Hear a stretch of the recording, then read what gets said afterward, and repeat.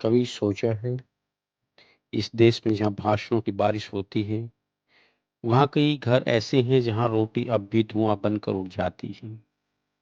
हर चुनाव से पहले भूख का नाम बदल जाता है, कोई उसे करीबी उन्मूलन कहता है, कोई फूड स्कैम, लेकिन पेट वही रहता है, खाली।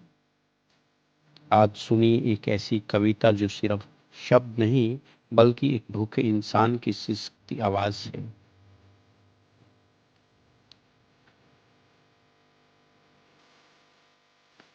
आज देश के हालात देश की जनता जानती है, नहीं जानते बड़े बड़े पूंजीपति, नहीं जानते बड़े बड़े नेता। इस सच्चाई को जानता है तो वो परिवार जो सुबह खाना खाकर शाम के खाने में निकल जाता है, घर से निकल जाता है, उसके लिए नहीं होती है कोई सरकारी योजना, क्योंकि रोटी की जरूरत उसी योजनाओं से ज्यादा है।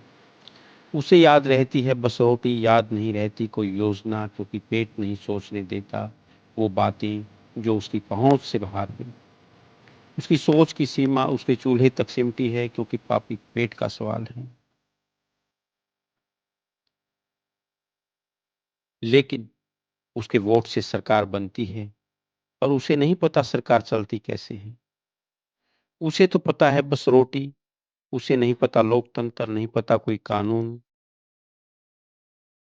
क्योंकि ये सब उसकी सोच से बाहर है, क्योंकि पापी पेट का सवाल है।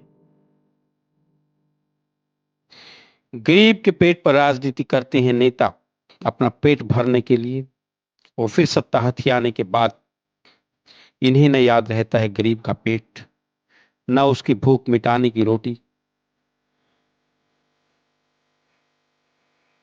वो भूख जो नेता के भाषणों में मिट जाती है, लेकिन चूल्हे के धुएं में फिर लौट आती है।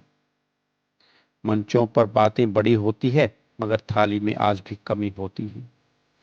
गरीब को सिखाया गया सब्र रखो, और नेता ने सीखा भूखे पेट से वोट खरीदो।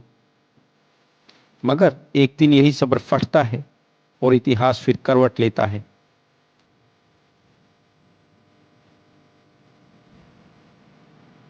अब वक्त है सवाल उठाने का, अब वक्त है सच्चाई बताने का। रोटी की कीमत समझो, सत्ता की नहीं, क्योंकि भूख कभी वोट नहीं देती, लेकिन जब भूखे पेट को रोटी मिल जाए तो वह इतिहास भी बदल देती है।